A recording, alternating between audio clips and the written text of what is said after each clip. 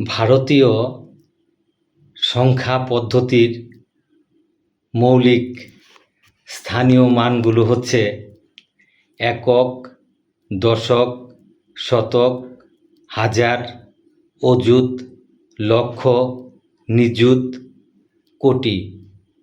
কিন্তু তারপর কি?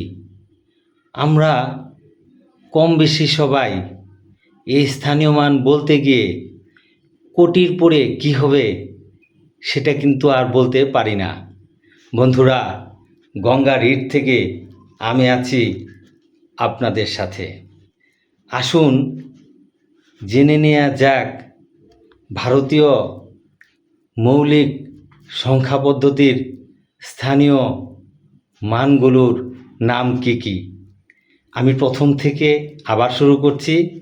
একক, দশক, শতক, হাজার, অযুত, লক্ষ, নিযুত, কোটি।